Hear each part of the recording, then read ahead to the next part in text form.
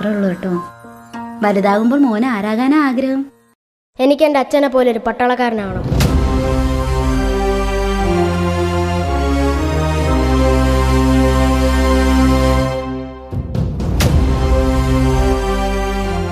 അത് തന്നെ വേണോ മോനെ? വേണം. അമ്മ പറയാറുണ്ടല്ലോ, പട്ടാളക്കാരൻ്റെ ഭാര്യയായതിനാൽ അമ്മയ്ക്ക് അഭിമാനമുണ്ടെന്ന്. അപ്പം പിന്നെ പട്ടാളക്കാരൻ്റെ അമ്മയാന്ന് പറയുമ്പോൾ എൻ്റെ അമ്മയ്ക്ക് അഭിമാനം കൂടത്തല്ലേ ഉള്ളൂ. അവൻ പറഞ്ഞതുപോലെ അവൻ അതാകാനാണ് ആഗ്രഹമെങ്കിൽ അതിൻ്റെ അഭിമാന മുഹൂർത്തമാണ്. നീ എന്തൊക്കെയാ ജാൻസി പറയുന്നതെന്ന് നിനക്ക് വല്ല ബോധമുണ്ടോ? ജോണിക്കുട്ടിയോ പോയി, ഇനി ഇവനല്ലാതെ നിനക്ക് ആരാ ഉള്ളേ? നിങ്ങൾക്ക് തെറ്റി. ഓരോ സൈനികന്റെയും കുടുംബാംഗങ്ങൾക്ക് ഈ രാജ്യത്തെ 130 കോടി ജനതയും ബന്ധുക്കളാണ്, വേണ്ടപ്പെട്ടവരാണ്. പ്രാണനും ശരീരവും മറന്ന് രാജ്യത്തിന്റെ അതിരുപലകൾക്കിപ്പുറത്ത് ശത്രുവിന്റെ ഓരോ ഇമയനക്കങ്ങളും നോക്കി കണ്ണുറങ്ങാതെ കാവൽ നിൽക്കുന്ന പട്ടാളക്കാരന്റെ മനസ്സിന്റെ ബലം എന്തെന്ന് എൻ്റെ ജോണിച്ച എനിക്ക് പറഞ്ഞു തന്നിട്ടുണ്ട്. മുന്നിലുള്ള ശത്രുവല്ല, പിന്നിലുള്ള ജനതയാണ് ഒരു പട്ടാളക്കാരന്റെ കരുത്തെന്ന്. ജോണിക്കുട്ടിയോ മരണപ്പെട്ടു. ആകെയുള്ള ഈ മകനെ കൂടി സൈന്യത്തിൽ വിട്ടാൽ അവനൊരു ആപത്തും വരുത്തില്ല എന്ന് എന്തുറപ്പാണുള്ളത്? നിങ്ങൾ എന്തുറപ്പിലാണ് ഈ മണ്ണിൽ ജീവിക്കുന്നത്?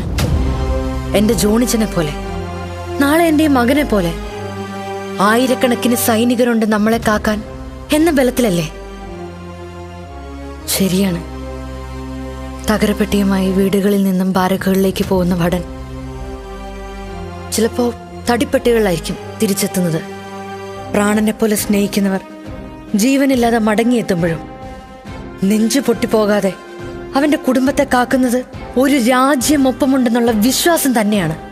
പട്ടാളക്കാരന്റെ കുടുംബത്തിന്റെ ത്യാഗമാണ് ബാക്കിയുള്ളൊരു സ്വസ്ഥ ജീവിതമെന്ന് ഞാൻ എൻ്റെ മോനെ പറഞ്ഞ് പഠിപ്പിക്കും. ഈ അമ്മ മണ്ണിന്റെ അതിര് കാക്കുന്ന ആണൊരുത്തനാകാനാണ് അവൻ ആഗ്രഹമെങ്കിൽ ആശങ്കയോടെയല്ല, അഭിമാനത്തോടെ ഞാൻ അവനെ പറഞ്ഞയക്കും.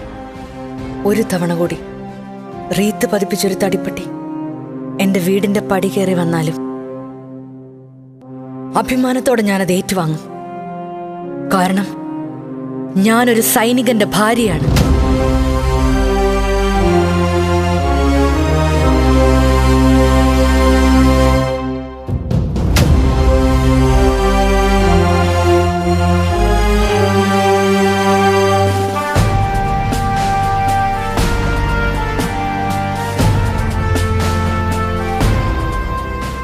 രൂപത്തിലും ഭാവത്തിലും വേഷത്തിലും ഭാഷയിലും, അങ്ങനെ എല്ലാ വ്യത്യാസങ്ങൾക്കുമപ്പുറം, എല്ലാ വിവാദങ്ങൾക്കുമപ്പുറം ആ സേതു ഹിമാചലം നമ്മെ ഒന്നിപ്പിക്കുന്ന വികാരം, നാം ഭാരതീയരാണെന്ന വിചാരം. ജീവിതം കൊണ്ട് അത് നേടിത്തന്നവരെ, ജീവൻ കൊണ്ട് പൊതിഞ്ഞ് അത് കാക്കുന്നവരെ എന്നും എപ്പോഴും ഓർക്കാം.